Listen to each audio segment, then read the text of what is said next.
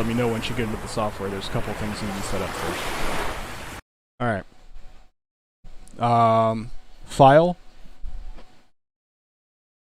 Go to... Actually, I'm sorry. Go to the Davinci Resolve thing, not File. The one to the left of it. Go to Preferences. Yeah. Go to Memory and GPU.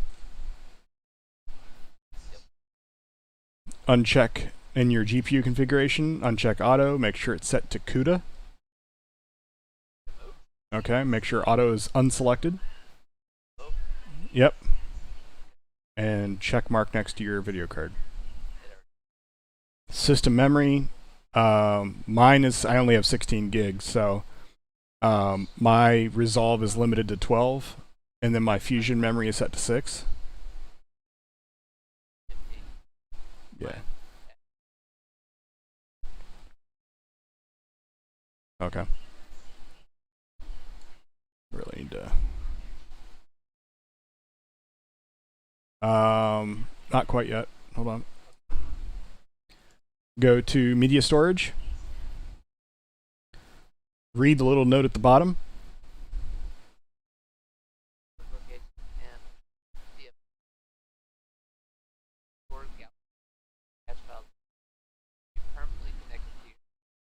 And to understand that better, Davinci will beat the snot out of this disk. So whatever your fastest disk is, that's what this should be on. And it should have a decent amount of space. Yeah, if your external's connected all the time, it's fine. Is it an SSD though? Okay. Yeah, set it to that then.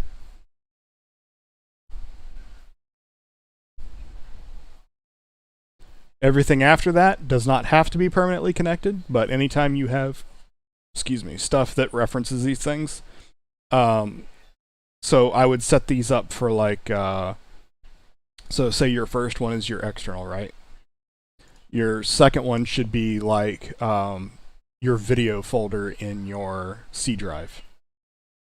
Just an example. It might be on another drive, but wherever you store your videos. And then my third one for me is I have a NAS drive, a network attached storage drive, for like backups of backups, and I have that connected to. That actually should not be set to direct I/O. Decode options. You probably don't have some of these because you don't have the. Do you have mine up? Do you have mine up on the other screen so you can see this? Throw me up on the other screen.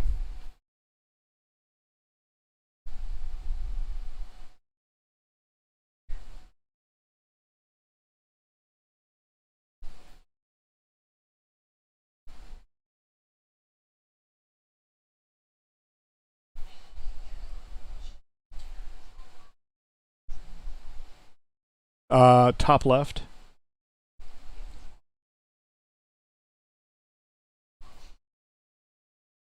Yeah, if you look at Discord, you get a little home button. Yeah, and then click.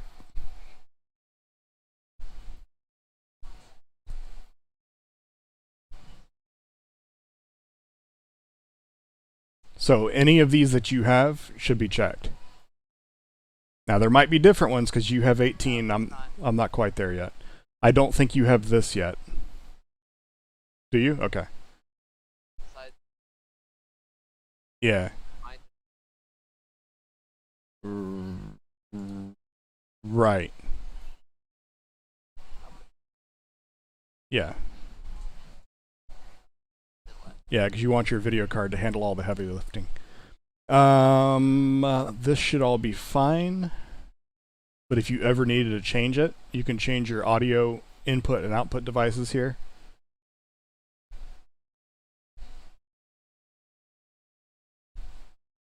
Video plugins, you probably don't have any. But if you were to download any of them, this is where they would be. There's a folder that you can put them in, and then restart your Davinci and it will find them. I'll give you an example. I've got a bunch in my audio. These are all, I actually need to undo a bunch of these because they're annoying. All these can go away.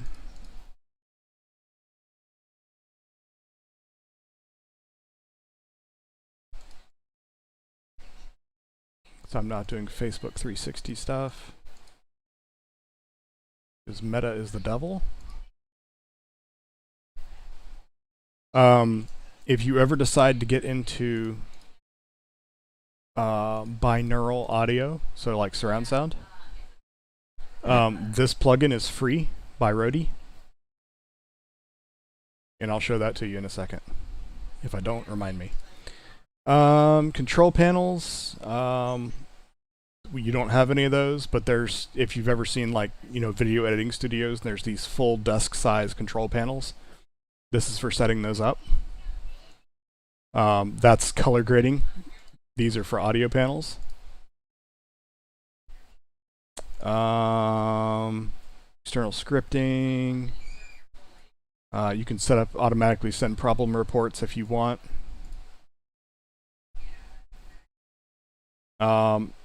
And we're going to save now, and then I'm going to show you the last two, okay? So save. I actually have to restart my Davinci. You probably do too.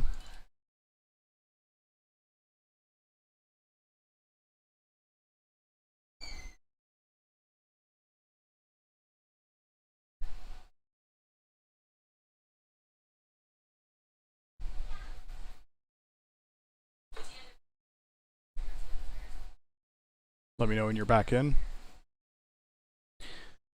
Okay, go to Internet Accounts.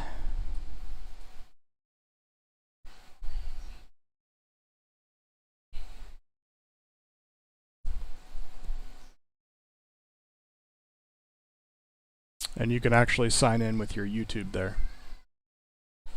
You'll have to allow it permission, but that'll allow you to directly upload to YouTube. And it'll actually allow you to use, for the most part, Davinci as your YouTube editor. Yeah, I can't help you with that.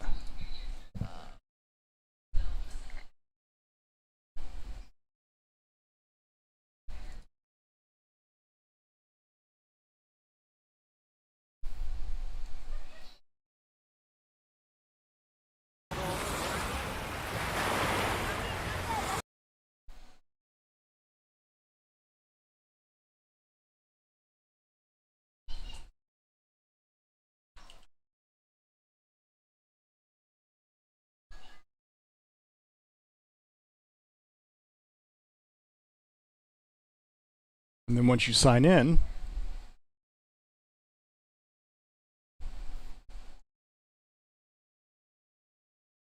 it'll probably pop up a little thing that you have to accept.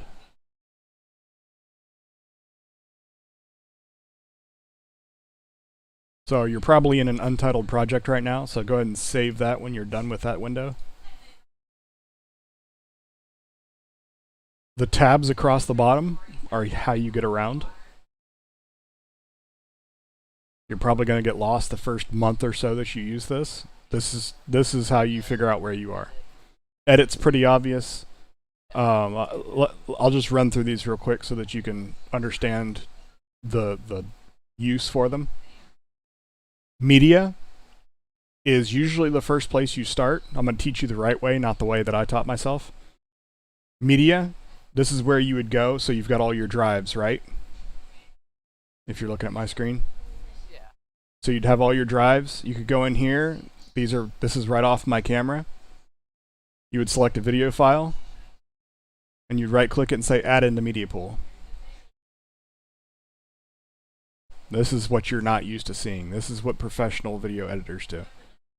I mean the software, not the people. You don't have to do this on regular software. So you go in there, you find it wherever you want it, you add it into Media Pool. Once you do that, it'll be down here. You'll have a list of clips. The same thing goes for audio. So I could go to my audio disc, raw. Actually, I could just go to, let's go to music. I've got a bunch of audio that's in here.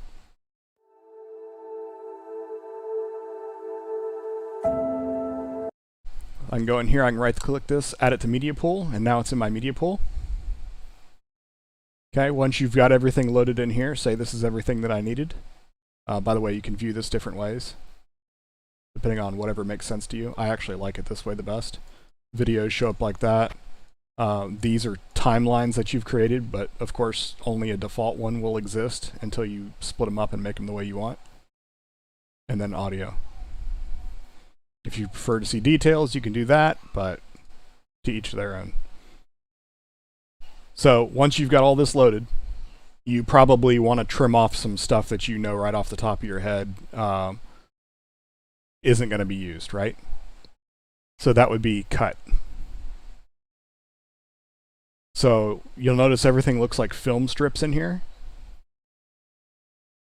Neither one of us actually got to go to film school, but this is what we would have seen, but in actual film.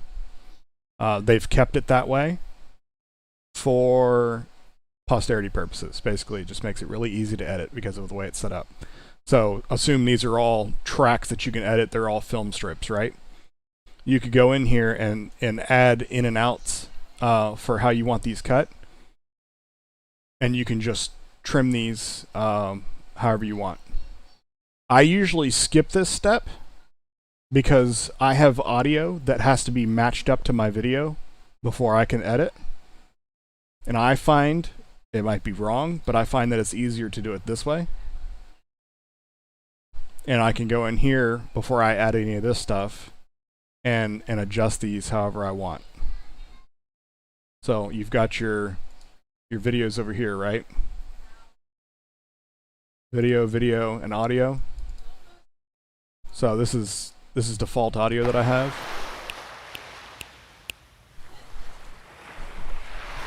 And this is the audio that goes with the video.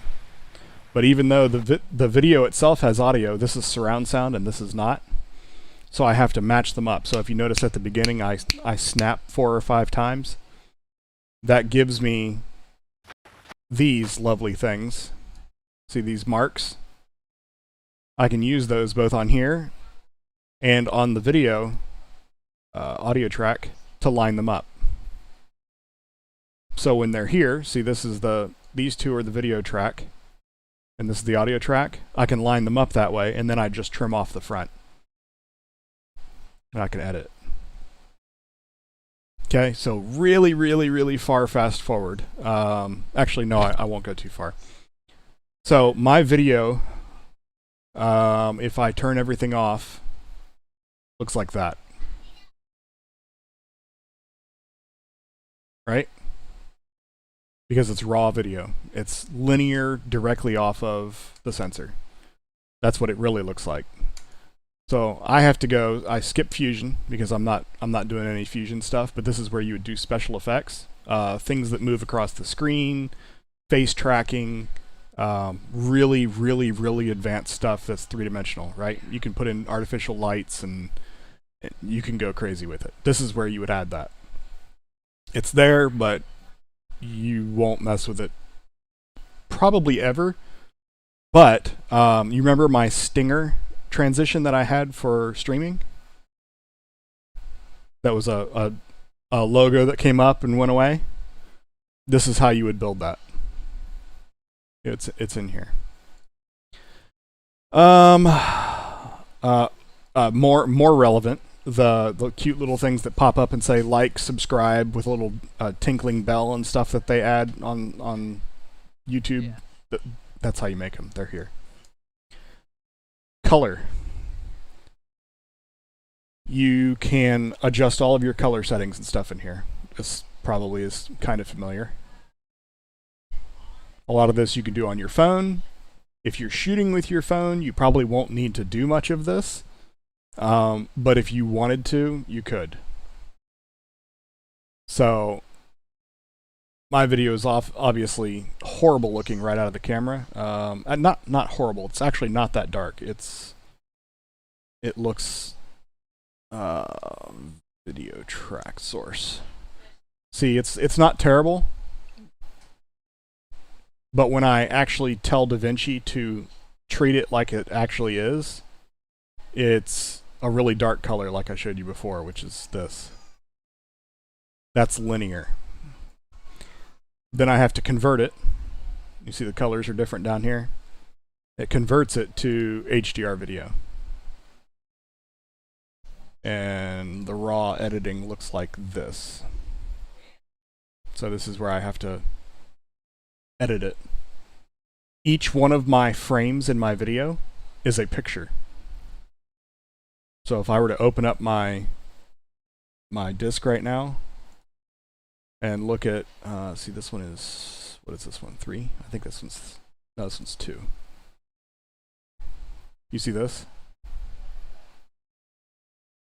Each one is actually a picture. And then there's the audio file. So these are brutally big.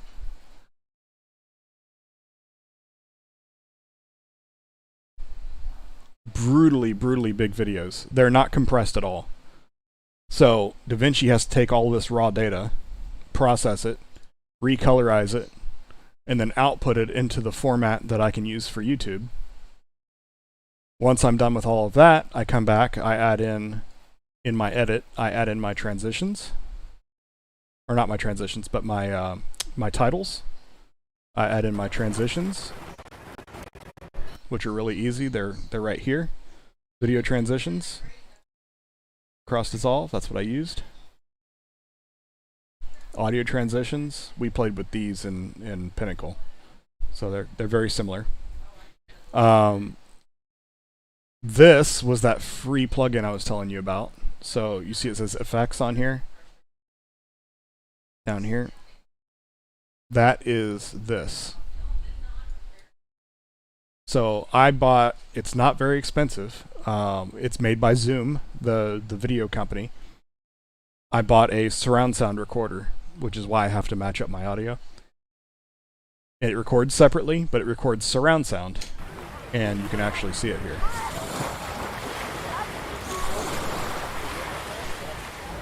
You can see the waves and stuff on the right-hand side. It's crazy. And you keep unmuting yourself. Mute yourself. So it's pretty wild. You can edit that audio further in here if you wanted. So say you had a lot of sound effects and stuff to add in that you didn't initially record.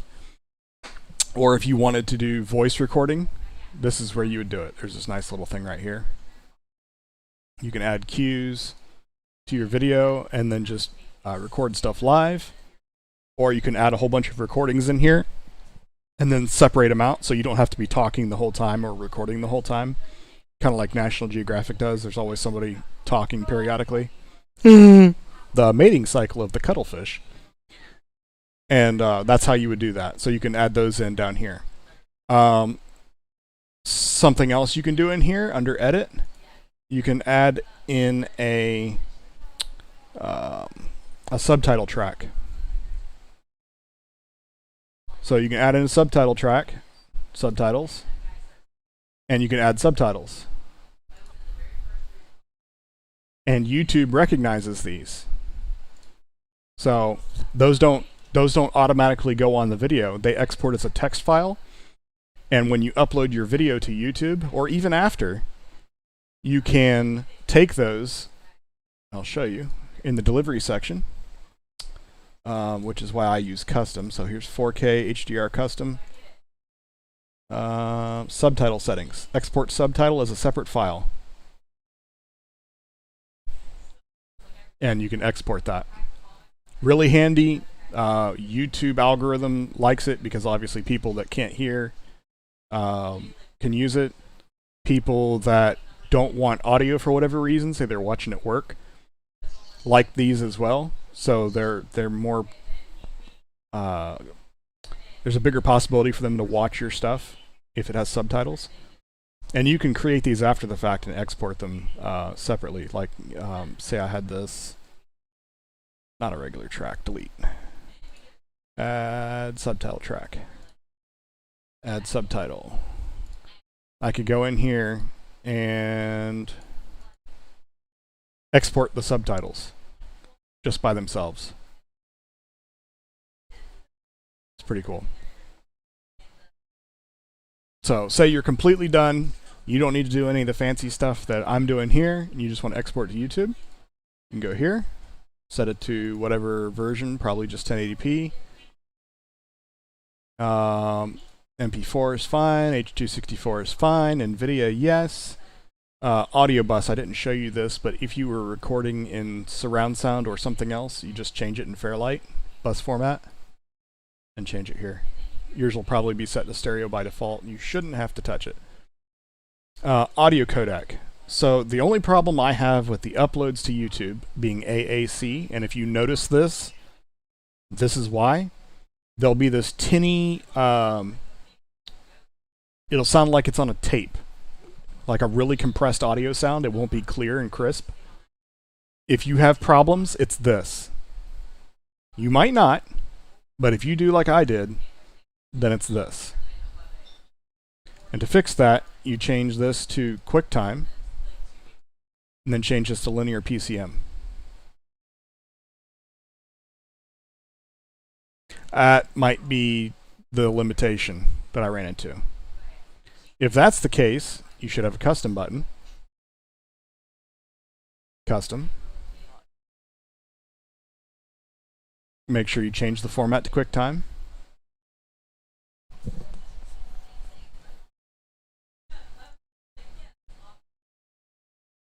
Go to custom. Under video, make sure you change the format to QuickTime. You gotta do the video first. Codec H.264, then NVIDIA, or native, doesn't matter, then audio, and then you should have linear PCM. And I set it to 96,024. So that's the way you should have it set. Linear PCM, 96,024 bit. Don't check these ever.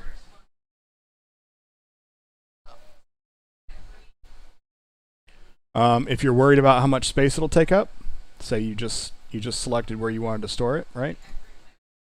So say I don't want to do that because I don't want to overwrite it. But say you were going to, you wanted to see how much space this video will take up. You click File. It'll show you currently used disk space and used after render. By the way, this is a 1 terabyte solid state. It goes from 50% to 86%. Color me pain.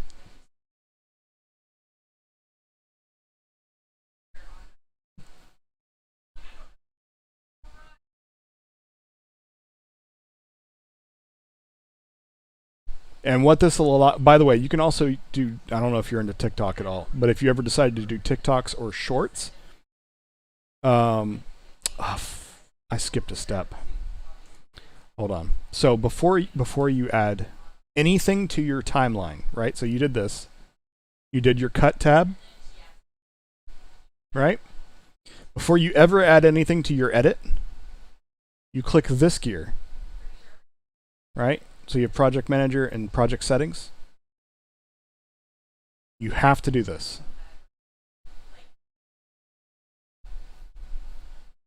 Set your timeline resolution to whatever your camera is. So if you're doing 1080p, you'd set it to 1920 by 1080 HD. Bottom right. This is your project settings. You have to set your timeline to... Okay, it's usually set that way by default. You need to make sure that the playback frame rate is set the same way. Because if you drag a video track to it, it'll warn you if it's different. If it does, just go up here, take a look at it. You can right-click your video and go to Clip Attributes. It'll tell you the frame rate. Pay attention to that.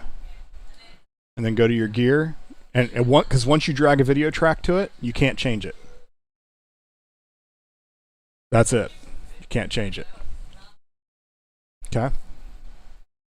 Everything else for you should be fine. Should be fine.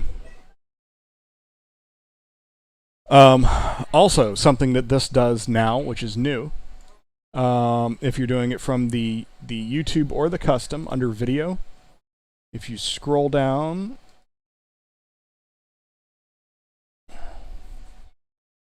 subtitles, where is that button?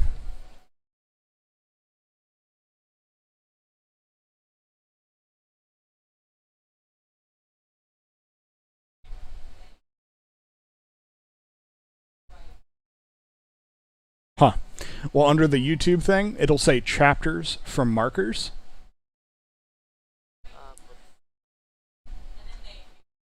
So go to deliver, go to YouTube. By the way, if you wanted to do different resolutions, you just click the little thing next to it. 720, 1080, and 4K. And those are presets. You can change any of those in the resolution there. But yeah, chapters from markers. So to make a marker, you right click on the time up here. And I'm in the wrong thing. Under edit, right click, add marker. And you can add a marker. And then you can right click that marker, double click it, I mean, and then you can name it. So you could call this Ocean View. Done. And when you get to it in YouTube, you know how YouTube videos can be split up now and it'll show you different sections of the video? That's how you do it. That'll automatically add it as a timeline into your video when it uploads.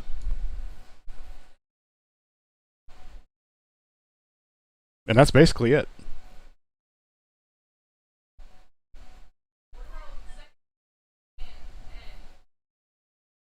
It's not super complicated, but it's easy to get lost because it's such a powerful program.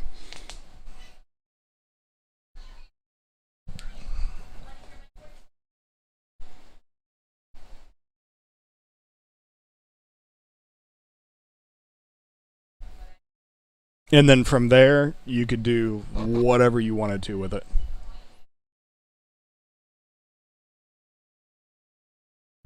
Like you can add any graphics you want in here. Import stuff from Blender, like three-dimensional. Anything, literally. This is actually the tool that Hollywood uses for color grading film and digital, because this is so powerful.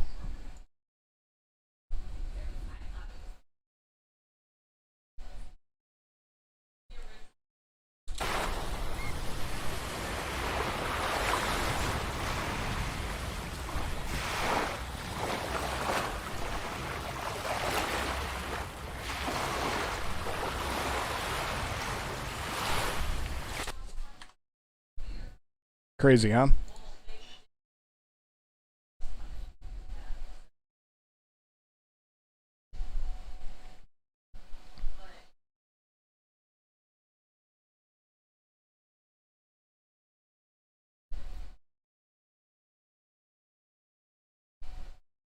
But anyways,